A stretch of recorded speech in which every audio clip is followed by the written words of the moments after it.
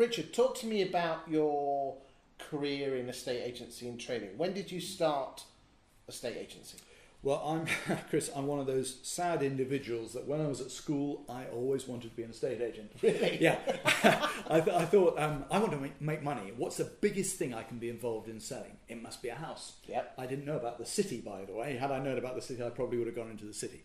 But I was keen on making money.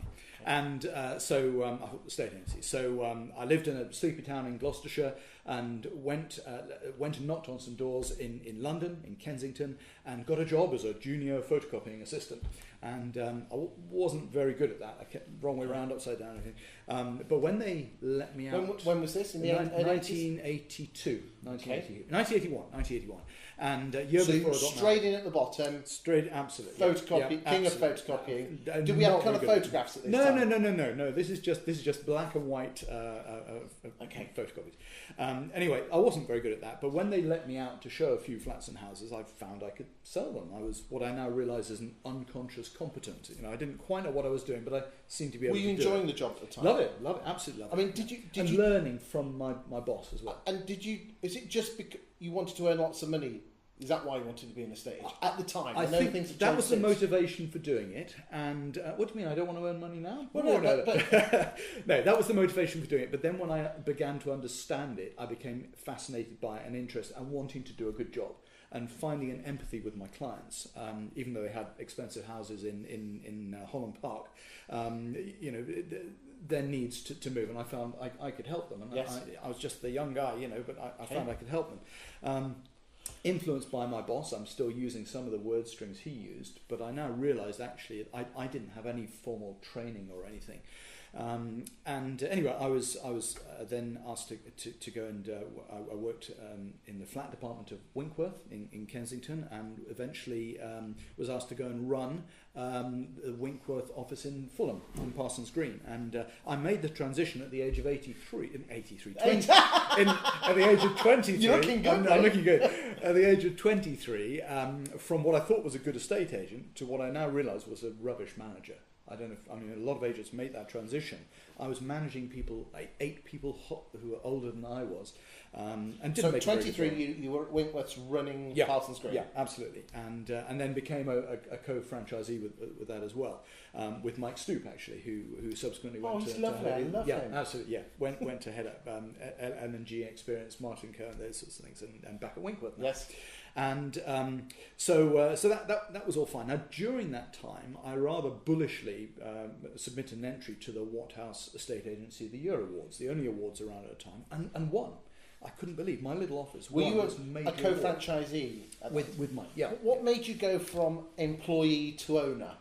I think it was an incentive. I can't remember. I only had a small share with Mike, but I think it was doing a good job. And he said, okay, well, he then went to run Winkworth and said, actually, here's a bit of the franchise and you've got a bit of the equity yourself, which we subsequently sold out.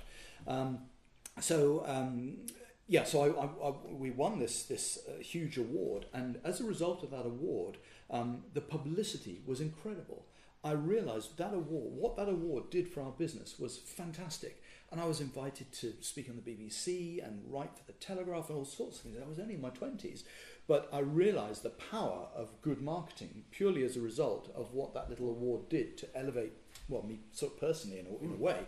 And that got me really interested in marketing. And so ever since that time, I had always written, within our articles, we had the double-page spread or whatever. Other agents, it's just pictures of properties, boring. I put an interesting article in it. And people would say, I always send to your page first. And that's probably half of what I do for agents now.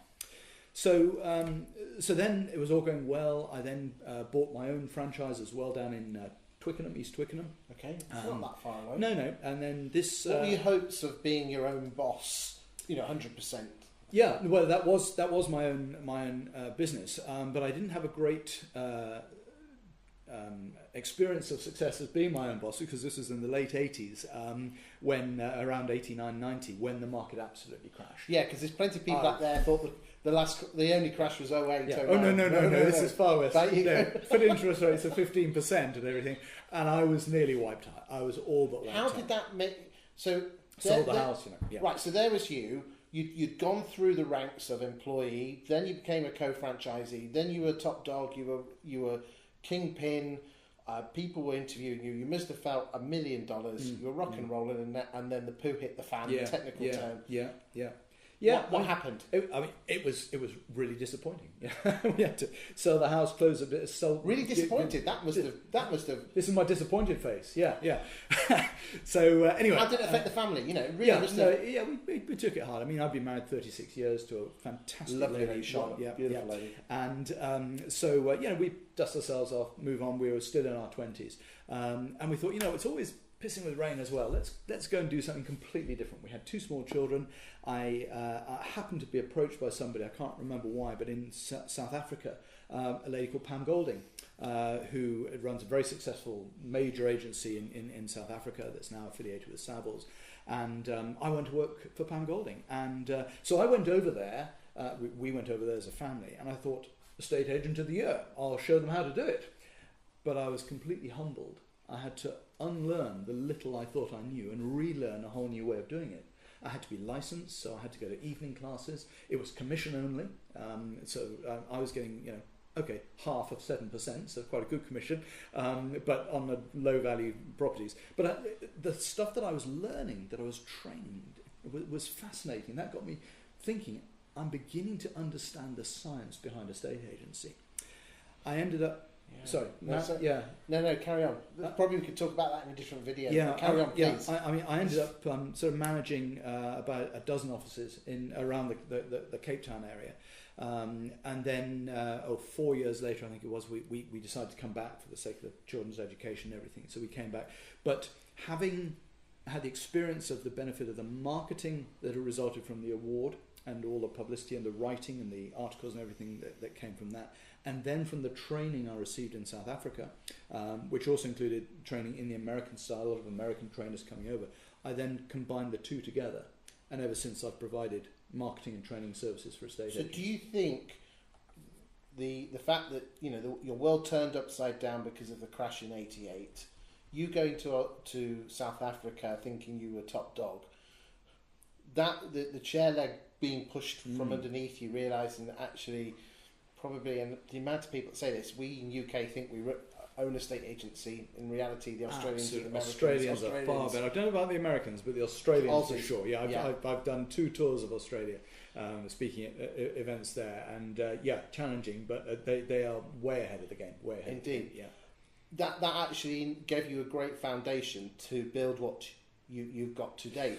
Maybe you could share with us, you come back to the UK, your journey and what you've learned. Yeah, I think it's been a privilege to be invited to go and speak to agents literally all over the world, from, as I say, Australia, America, speaking at the NAR conference in America, and Canada, France. I've got clients in Estonia, Nigeria even, that was another story. But some of the most professional and charming agents I've ever met in Nigeria, interestingly enough. So that's given me a fairly... so did you just come back and say, I'm going to be a trainer? Yeah, I said, I'm going to make a business training and doing marketing for estate agents. It's sort of consultancy. And how did that start then? And when was this then? How did that start? That was in, would have been 96-ish, something like that. 96, yeah. I started submitting a few articles to one of the trade magazines that's no longer around. And from that, again, it's a lot of slowly built it up over the years. Yeah. And speaking at conferences, articles in trade publications. Because I know a lot of your clients, and they've been with you for years. You're almost not part of the Christmas card list. You get invited to Christmas Day.